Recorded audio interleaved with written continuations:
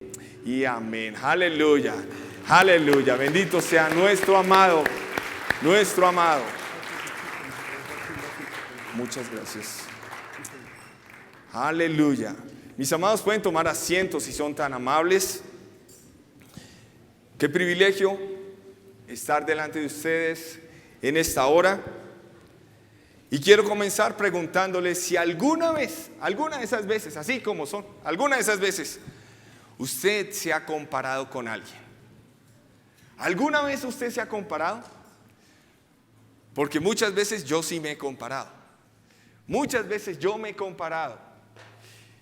Y me he frustrado comparándome con otros. Porque tienen más, porque tienen pelo que yo no tengo, porque son más gorditos, porque son más flaquitos, porque dicen, porque no dicen. Y siempre la comparación lleva consigo algo de frustración. Y cuando nosotros estamos en ese plan de que yo me comparo con mi vecino o con mi próximo o con mi prójimo, nosotros caemos en desviar nuestra atención de lo que realmente Dios quiere darnos.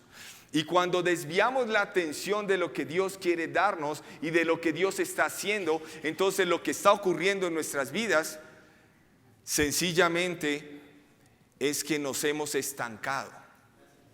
Y en la Biblia hay un salmo sobre el cual voy a centrar todo el mensaje de un hombre que se comparó. De un hombre que se puso a mirar a su alrededor y por un momento se sintió frustrado. Este hombre llegó al punto en que quiso llegar a ser como aquellos con los cuales él se estaba comparando. Y espero que no sea el caso suyo, porque eso pasa en otros lados. Eso aquí pues no pasa, ¿cierto? Pero quiero invitarle a que vaya a su Biblia en el Salmo 73, por favor. Salmo 73. Dice el destino de los malos, ese salmo. Y dice que es un salmo de Asaf.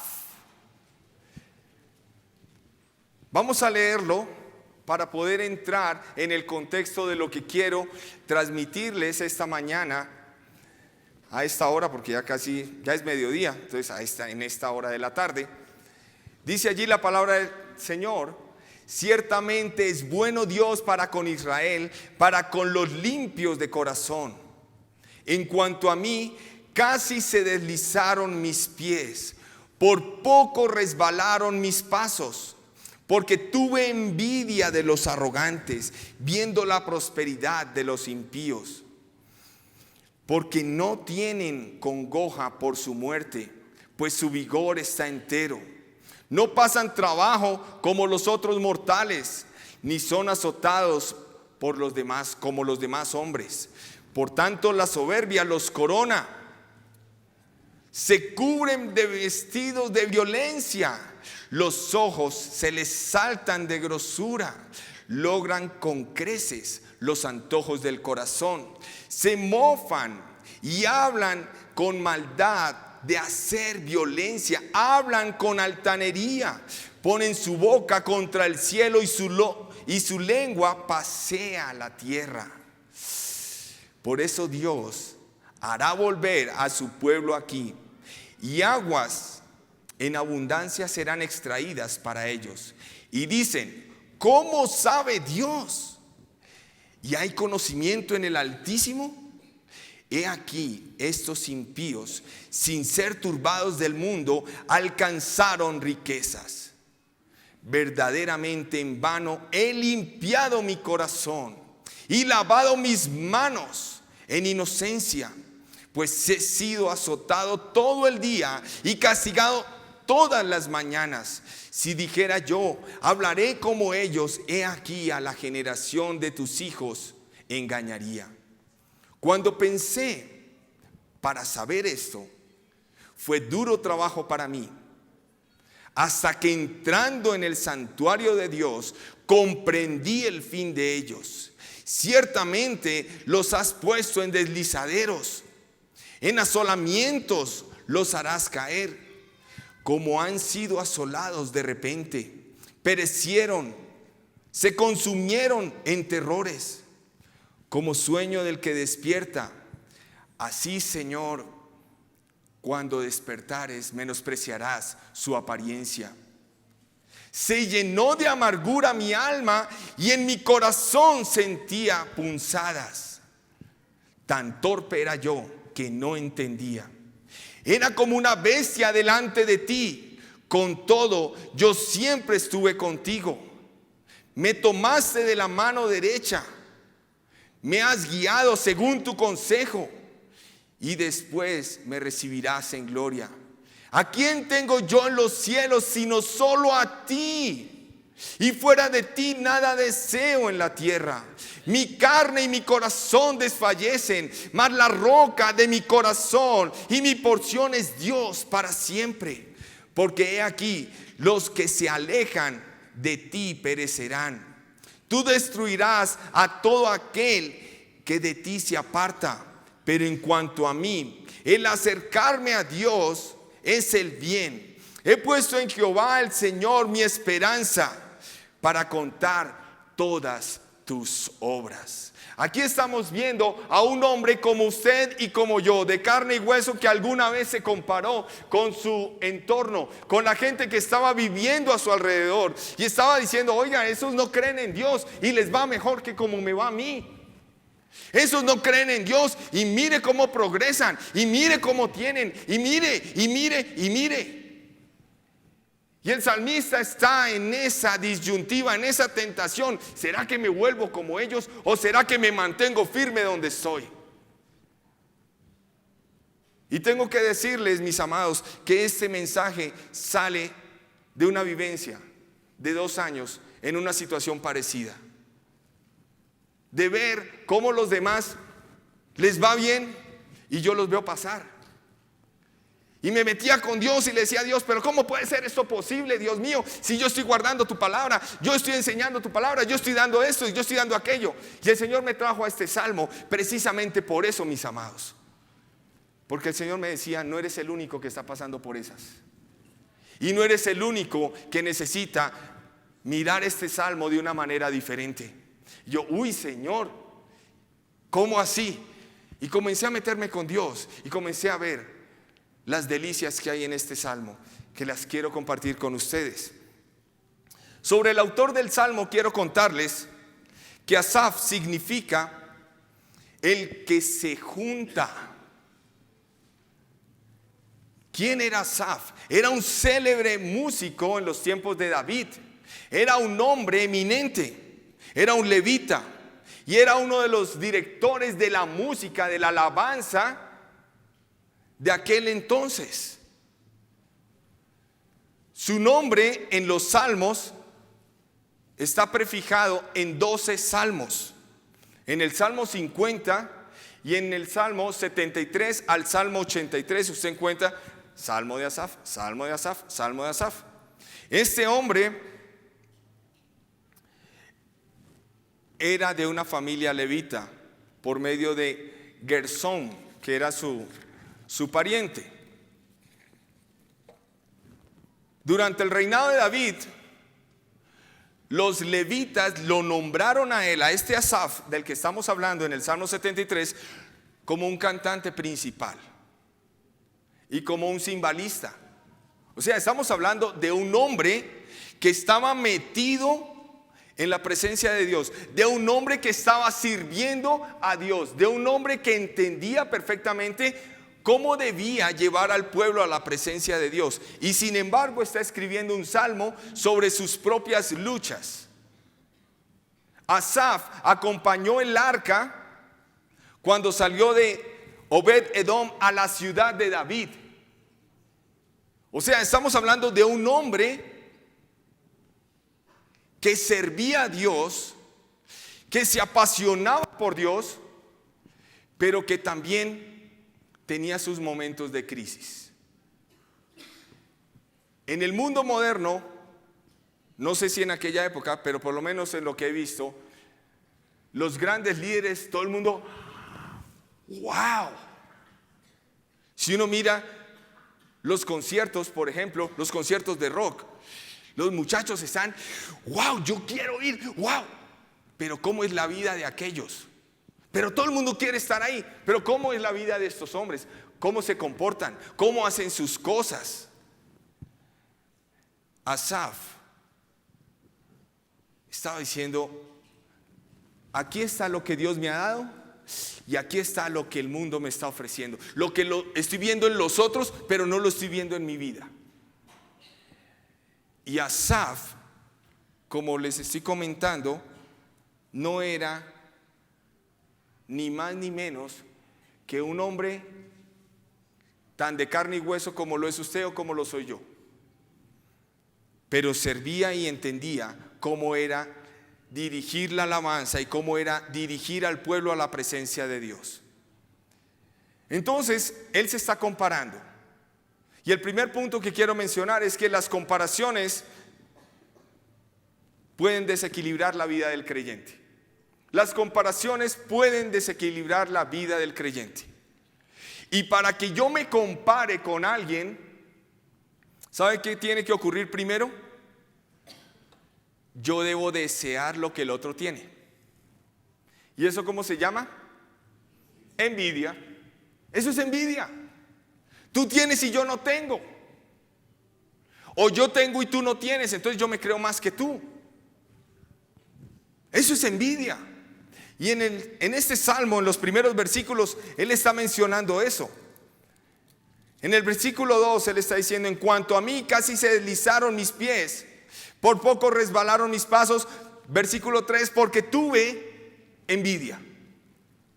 Y él comienza hablando de lo primero que él tuvo, que fue la envidia. Usted y yo podemos tener envidia de las cosas a nuestro alrededor. Usted no puede impedir que los pájaros vuelen sobre su cabeza, pero usted sí puede impedir que los pájaros hagan nido en su cabeza. Si eso pasa, usted comienza a espantarlos. Pero el salmista está diciendo: ¿sabe qué? Tuve envidia. O sea, él dejó que hicieran nido en su cabeza. También dice que los que no conocen a Dios prosperaron. Él está mirando eso, cómo prosperaron estos hombres. ¿Usted recuerda a los egipcios? ¿Y recuerda al pueblo de Israel? El pueblo de Israel estaba subyugado y los egipcios se las daban. Y entonces Dios manda a Moisés, y Moisés convierte su bastón en una culebra, porque Dios le dice: extiéndalo. Y se hace una culebra. Y los egipcios hacen lo mismo. Y después ocurren otra serie de cosas y los egipcios hacen lo mismo. Y los egipcios se burlaban del pueblo de Israel. Y llega el momento en que Dios dice: es el momento de marcar la diferencia. Y ya los egipcios llega a un punto en que no pueden repetir lo que Dios está haciendo a través de su servidor. Llega ese momento, y ¿sabe qué pasa? Que llega el momento en que Dios comienza a hacer la diferencia entre lo que tú y yo somos y lo que está a nuestro alrededor, y quienes están a nuestro alrededor. Y Dios comienza a darte la gloria y a honrarte, porque Él te ha puesto por cabeza y no por cola. Amén. Dice en el versículo 4 que ellos no consideraron la muerte. O sea, a ellos no les preocupa la muerte. Ellos dicen: eso le pasa a los demás, eso a mí no me pasa. ¿No ve que yo tengo? Pero sin embargo, el siglo pasado, hace unos añitos, se celebraron los 100 años del hundimiento del Titanic. ¿Y quiénes perdieron todo? Muchos ricachones. Ahí no les sirvió la plata, no les sirvió el dinero, no les sirvió nada de lo que tenían. En medio del mar no les sirvió absolutamente para nada sus riquezas. Se estaban hundiendo. Pero ellos no, eso le pasa a otros. Hoy día también vemos eso y escuchamos eso. Eso le pasa a otros, a mí no. ¿A mí? No. Es que usted no sabe quién soy yo. ¿Sí se acuerdan? ¿Usted no sabe quién soy yo? Bueno, es porque la arrogancia los ha consumido. Tienen buena salud. Y a veces también nos quejamos de eso. En el versículo 4, en la segunda parte, está hablando de que ellos gozan de buena salud.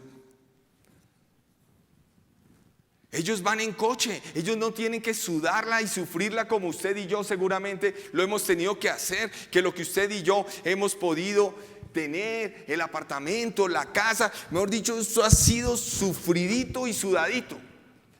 Y los otros, no, pues venga, yo giro el cheque. Y uno dice, ay no, tan bonito Señor, y yo soy tu hijo, y pues qué, ¿no?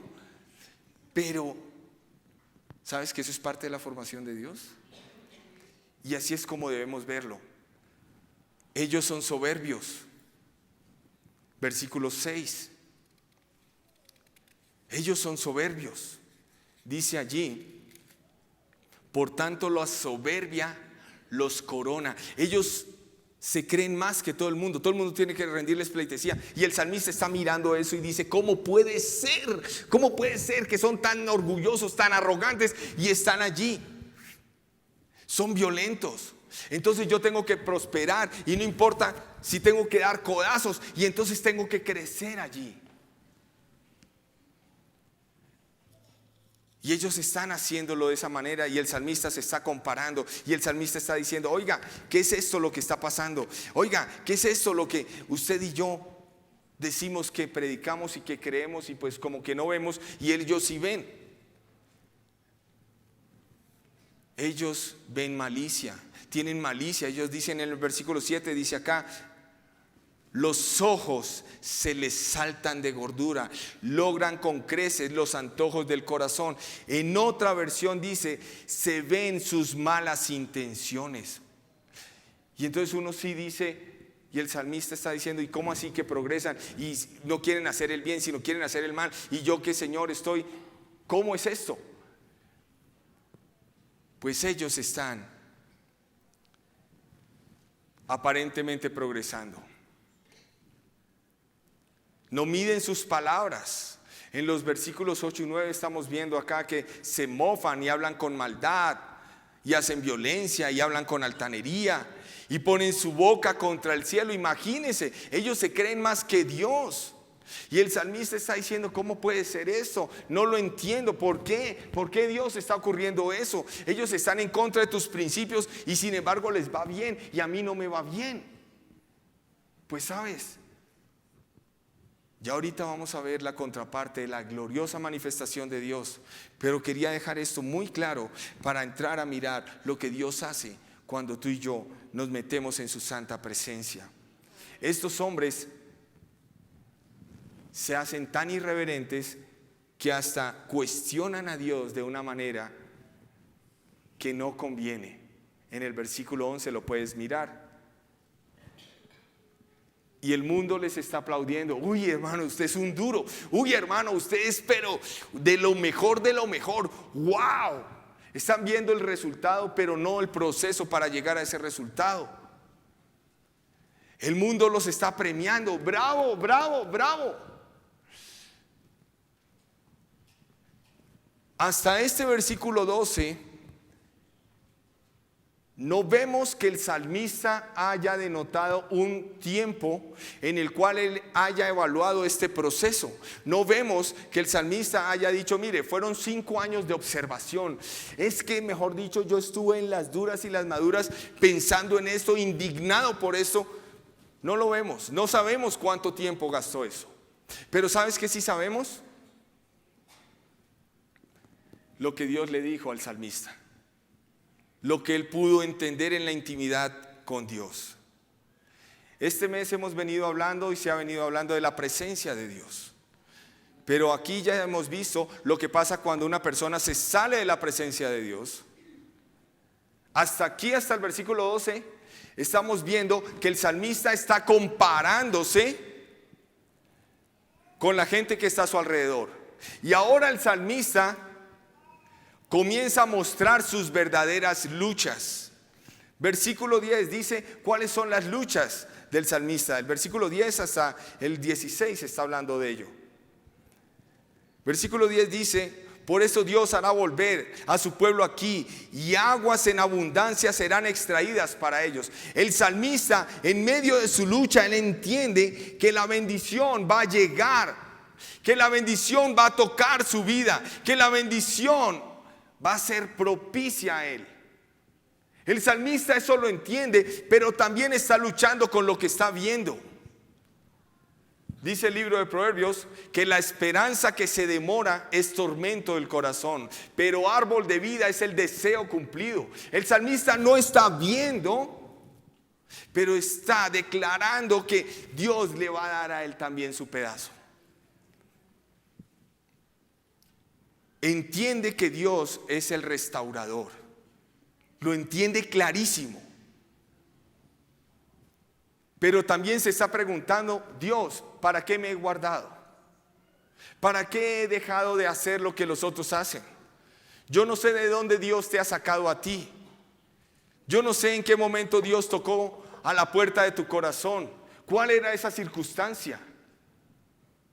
Pero ahora que eres creyente, de pronto también te estás preguntando, Dios, ¿y yo para qué me he guardado? A ver, ¿para qué me he guardado, Dios? Si todo lo que está pasando a mi alrededor da tristeza. Es que no inspiro ni un mal pensamiento, Dios. Es que, Señor, todo el mundo dice, pobrecito, así de grande es el Dios en el que usted confía. Y a veces usted y yo nos cuestionamos en eso. Y a veces usted y yo le decimos a Dios, Dios, ¿qué estás haciendo? Yo no entiendo lo que estás haciendo. El salmista tampoco lo entendía. No entendía por qué se había guardado. Versículo 13 y 14 dice, verdaderamente en vano he limpiado mi corazón y lavado mis manos en inocencia. Pues he sido azotado todo el día y castigado todas las mañanas. Él está diciéndole a Dios, ¿sabes qué, Dios? Mira, te voy a abrir mi corazón. Estoy inconforme. Él está diciendo a Dios, no me gusta. ¿Para qué tanto? Pero también entiende el salmista la responsabilidad que tiene ante todos aquellos que saben que él ministra en el templo, que él es servidor de Dios, que él es creyente. En el versículo 15 está diciendo, si dijera yo, hablaré como ellos, he aquí a la generación de tus hijos engañaría.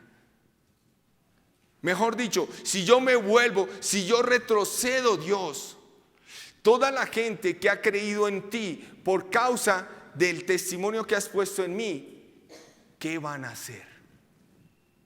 Ah, no, otro más, otro charlatán más. Me habló de Dios, entregué mi vida a Dios y mírenlo, haciendo lo mismo que yo hacía antes de ser cristiano. El salmista estaba entendiendo su responsabilidad ante Dios, pero tenía una lucha. Hermanos, yo no le voy a decir que no tenga luchas, porque en el mundo estamos, pero no somos del mundo. Amén. Usted y yo tenemos batallas a diario, en las oficinas, en los negocios. Les cuento, hay una página que se llama LinkedIn. Yo estoy vinculado en esa página. Y me llegó un correo de un hombre al otro lado del charco, de Inglaterra. Me llega un correo, un fulano del banco Barclays de Inglaterra. Yo dije, wow, van a abrir oficinas en Colombia. Y el tipo me dice, tengo una oportunidad de trabajo para usted, buenísima. Una oportunidad de negocio fue lo que me dijo. Buenísima.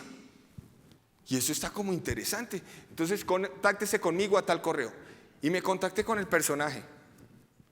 Y el fulano me dice, mire, la verdad es que en 2007 yo tenía un cliente que abrió una cuenta aquí en el banco y yo administraba la cuenta y yo hacía las inversiones del fulano. Y el fulano, viniendo de Holanda para Inglaterra, se mató con toda su familia. Llevo 8 años buscando un descendiente directo que tenga el apellido Padilla y no lo he encontrado. El gobierno de Holanda y el gobierno de Inglaterra han buscado y no. Y lo encontré a usted. Ah, imagínense. Y lo encontré a usted. ¿Sí? Y la suma de dinero que tiene en libras esterlinas es de no sé cuántos millones. Entonces, hágase pasar y 50-50. Nada más son 15 días que usted tiene que. Entonces yo vi eso, a mí me causó fue gracia ver eso. Le compartí a mi familia el tema y les dije, voy a contestarle al hombre. Y le contesté y le dije, hombre, le agradezco mucho su oportunidad, pero es mejor el buen nombre que las muchas riquezas. El Dios del cielo respalda la verdad y no las mentiras. Sepa usted que toda mentira tarde o temprano se cae. Muchas gracias y no me vuelva a contactar. ¡Pum! Chao.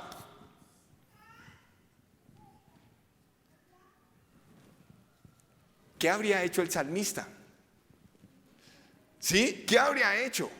¿O qué habríamos hecho cualquiera de los que aquí estamos? La cifra, redondeando números, son 20 millones de libras esterlinas. Que eso traducido a pesos, no tengo ni la más mínima idea cuánto puede representar. Pero lo cierto es que este hombre está poniendo una circunstancia. En el día a día tú y yo tenemos circunstancias donde podemos decir la verdad y esperar en Dios. O decir la mentira y ver cómo Dios se hace a un lado. Mi hijo, yo no respaldo las mentiras, entonces lleve solito su castigo, su merecido, lo que sea. Que tú y yo tengamos luchas no quiere decir que tú y yo demos nuestro brazo a torcer. Es mejor el buen nombre que las muchas riquezas. Y aquí el salmista está en esa disyuntiva. Él sabe su compromiso con Dios primeramente, pero también sabe su compromiso con una congregación, con la gente que sabe que Él es creyente, que sabe que Él sirve al Dios vivo, que sabe que Él camina de acuerdo a los principios de la palabra de Dios.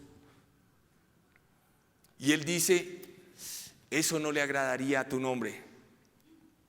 Y en el versículo 16 dice que Él se siente confrontado. Cuando pensé para saber esto, fue duro trabajo para mí. Fue duro trabajo. Hay momentos en que usted y yo pasamos que no son fáciles, mis amados.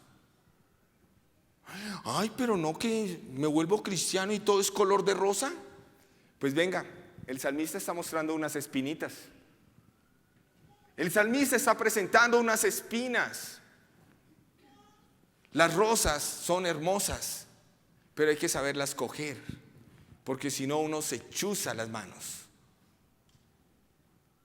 Estar en la presencia de Dios implica que usted tiene que agarrarse de esos puntos donde no hay espinas, mi amado. Ahora, el salmista entra en la intimidad con Dios. Versículos 17 al final del capítulo.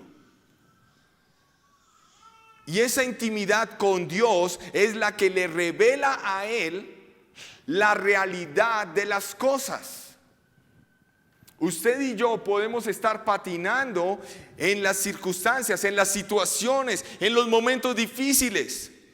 Pero solamente cuando usted y yo nos metemos en la presencia de Dios, solamente ahí es cuando encontramos las respuestas que necesitamos. No es en otro lugar. Solamente allí encontramos la realidad de lo que está pasando.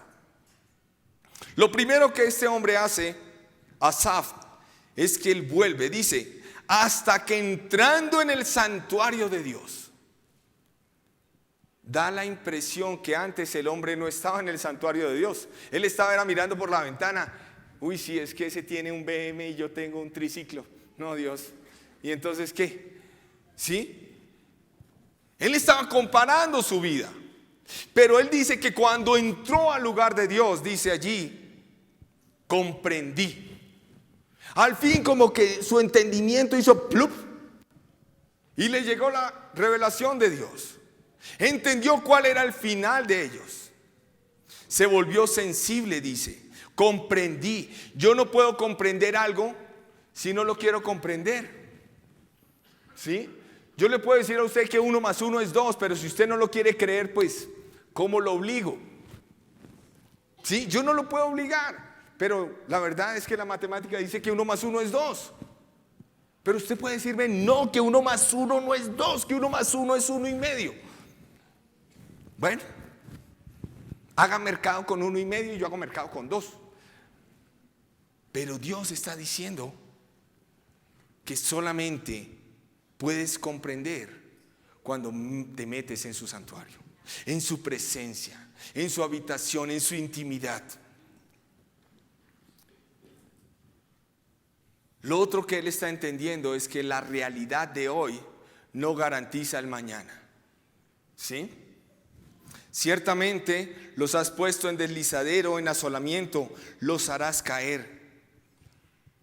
Como han sido asolados de repente, perecieron, se consumieron de terrores. O sea, el salmista, ya el hombre está cambiando el chip y está diciendo, bueno, Dios, sí, definitivamente ellos no te tienen a ti y terminarán sus días y ahí quedaron. Pero yo te tengo a ti, terminaré mis días y veré tu gloria. Aleluya. ¿Sí? Aleluya. Aleluya. Denle ese aplauso al Señor. ¿Ah? El apóstol Pablo lo dijo de una manera diferente. El apóstol Pablo dijo: así que el que piensa estar firme, mire que no caiga. El salmista lo está diciendo, mire, las consecuencias son que ellos se van derecho. Ellos están en un deslizadero, en un despeñadero. Así es que si usted y yo no queremos estar en ese despeñadero, estemos firmes en los principios que Dios nos ha dado. Ahora, el salmista está viendo aquí otra cosa. Y él dice que estos hombres no son aceptos delante de Dios. En el versículo 20, como sueño del que despierta, así Señor, cuando despertares, menospreciarás su apariencia. Entonces estos hombres no son agradables delante de Dios, como algún día usted y yo no lo fuimos, que por su gracia y su misericordia un día usted y yo dijimos: Señor, necesito tu toque en mi vida. Estos hombres están en la misma situación. Estos hombres no se conduelen de nada, pero en la intimidad con Dios, el salmista también entiende su propia condición. Dice: se llenó de amargura mi alma y en mi corazón sentía punzadas. Tan torpe era yo que no entendía, era como una bestia delante de ti. A veces nosotros los adultos les decimos a nuestros hijos cuando estamos molestos: no me digan nada, no, silencio, no, mejor dicho, deje así. Y a veces hacemos lo mismo con Dios. Le decimos: ¿sabe qué, Dios? Cierra el piquito que se ve más bonito. Y no lo dejamos hablar. Y entramos en esta situación de amargura. Y eso era lo que le estaba pasando al salmista. El salmista estaba en esa situación en donde su corazón estaba revuelto.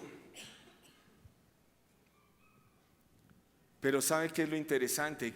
Que en estos 2 versículos el salmista puede reconocer también delante de Dios: ¿sabes qué, Señor? Estaba molesto contigo porque vi esto y vi aquello y mi corazón se amargó y luchaba dentro de mí. Fue transparente delante de Dios. El salmista entendió que tenía que asincerarse con su Señor.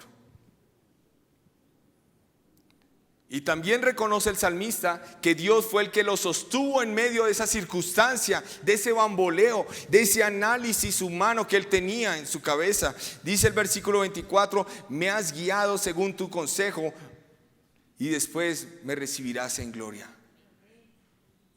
Y el versículo 23 termina diciendo: me tomaste de la mano derecha.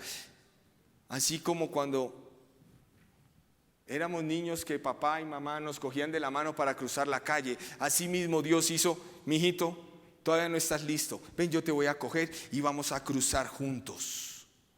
Y eso es lo que Dios estaba haciendo con este hombre. Le dijo: sí, yo sé que estás pataleándome, yo sé, pero de todas maneras te cojo de la manito y te voy a atravesar a un sitio seguro. No importa la circunstancia, lo que importa es que Dios no te ha soltado. Eso es lo que importa. Dios no te ha soltado. Dios no te ha dejado abandonado. Mis amigos de la Fundación Eudes, Dios no los ha dejado. Dios no los ha soltado. Y Dios les ama, ¿ok? Dios les ama. Y los bendigo. Aleluya.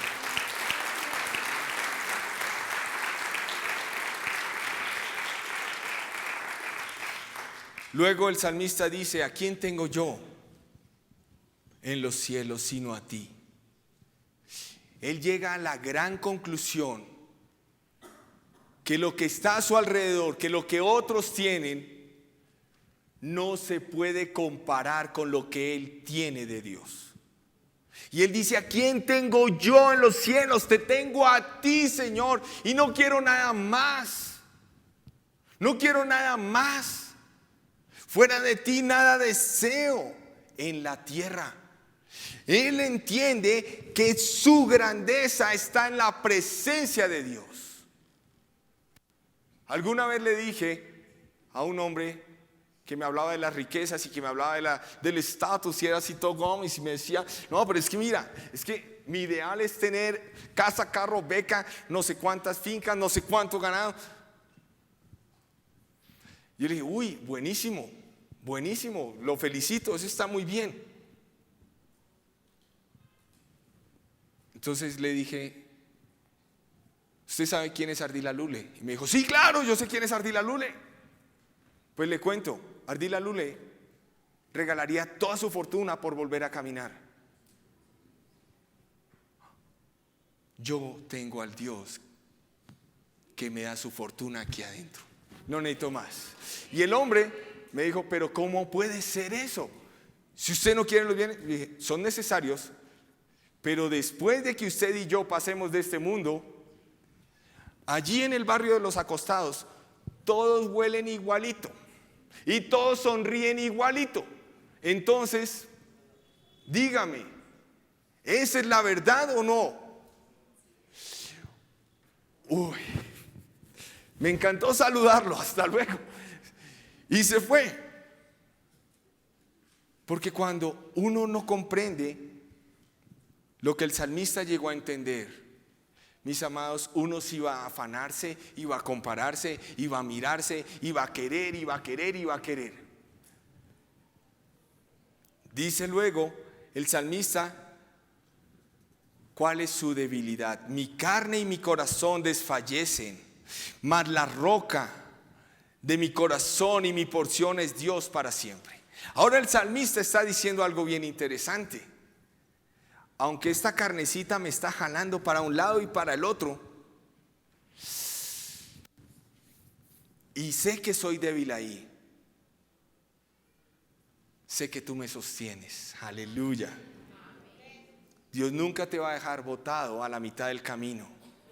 Dios nunca te va a hacer pasar la calle sin haberte cogido de la mano. ¿Sí? El salmista está diciendo ahora: mi firmeza está en la vida que va de la mano de Dios. Mi porción es Dios para siempre. Versículo 26, la última parte. Porque he aquí los que se alejan de ti perecerán. Tú destruirás a todo aquel que de ti se aparta. El versículo 27, el salmista está hablando: mire, ¿sabe qué? ¿De qué me sirve tenerlo todo y no tenerte a ti? ¿De qué me sirve, Dios, estar caminando y tener si me voy a alejar de ti y voy a perecer? Él la tiene muy clara. Él la tiene muy clara. El salmista está diciendo todas estas cosas como conclusión de muchas cosas que él tuvo que experimentar antes de poder percibir la presencia de Dios y entender lo que estaba pasando en su entorno. ¿Sabes? Cuando tú y yo nos metemos en la presencia del Dios Altísimo, las cosas que están a nuestro alrededor pierden su valor. ¿Sí? Pierden su valor. Porque Él lo llena todo. Y cuando Él lo llena todo, tú dices: ya no es necesario. Estoy delante del Santo. Estoy delante del que sostiene mi vida. Estoy delante del que me provee. Estoy delante del que hace todas las cosas para mí. Y eso el salmista lo concluye en el versículo 1. Si usted mira el versículo 1, ay, pero pastor, ¿cómo así que nos devolvemos al versículo 1? Ya le voy a decir por qué. Dice, ciertamente es bueno Dios para con Israel, para con los limpios de corazón. Ese versículo el salmista no lo pudo haber dicho sin que antes él no hubiera visto lo que Dios hizo en su corazón. ¿Me estoy haciendo entender? Entonces él comienza el salmo con su conclusión. Dios es bueno para los que son limpios de corazón. Y después comienza a explicar lo que ya hemos venido hablando. El salmista tuvo un proceso, mi amado. Yo no sé si tú tienes ese proceso hoy. Yo no sé qué está pasando a tu alrededor. Pero yo te cuento que los últimos 2 años en la vida de este Pechito han sido complicaditos. Pero el salmista, este salmo, ha sido un bálsamo, aleluya, ¿sí? Y ha sido ver la mano de Dios, y ha sido ver el sustento de Dios, a pesar de las circunstancias, a pesar de todo. ¿Sabe qué, mi amado? No es malo que usted y yo pasemos por momentos de crisis. No es malo que usted y yo pasemos por momentos donde nos comparamos. Lo que es malo es que nos quedemos en la comparación. Eso es lo malo. Si usted se queda ahí, está dando vueltas en un círculo vicioso y usted no está creciendo en las verdades de Dios. Eso fue lo que le pasó por algún tiempo a este hombre.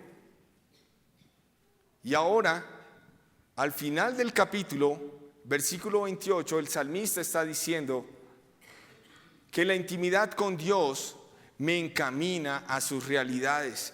Dice versículo 28, pero en cuanto a mí, el acercarme a Dios es el bien. En cuanto a mí, el acercarme a Dios es el bien. Ya había dicho antes que él no necesita nada fuera de la presencia de Dios. ¿A quién tengo yo en los cielos sino solo a ti, Señor? Y fuera de ti nada deseo. El salmista ahora está ratificando que la presencia de Dios es lo único que él necesita para saber que hoy es un gran día, para saber que mañana es un gran día, que pasado mañana es otro super día, porque su presencia lo acompaña. Y por último, el salmista está diciendo en el mismo versículo que la intimidad con Dios le encamina a contar esas verdades. He puesto en Jehová el Señor mi esperanza para contar todas sus obras. ¿Sabe una cosa? Nos están vendiendo ese evangelio barato. Cree en Dios y tus problemas se arreglan. Pero la Biblia está mostrando a un hombre que tiene luchas. Y como él, este es un ejemplo de muchos otros hombres en la Biblia que tuvieron luchas, pero salieron victoriosos porque le creyeron a Dios. Y eso es lo que hace realmente la diferencia. Mi amado, yo quiero invitarlo a que se coloque sobre sus pies en esta hora. Yo quiero invitarle a que cierre sus ojos por un momento y se sincere con Dios. ¿Cuáles son sus luchas? ¿Cuáles son sus comparaciones? ¿Cuáles son sus molestias? Sincérese con Dios, porque estamos en este tiempo y estamos en este lugar y no es por casualidad, ¿sabe? Estamos aquí porque Dios quiere hablarte, Dios quiere tocarte y Dios quiere que tú le hables con toda la sinceridad ¿Qué es lo que está amargando tu vida? Si es que eso está ocurriendo. ¿Cuál es el referente que has usado para compararte?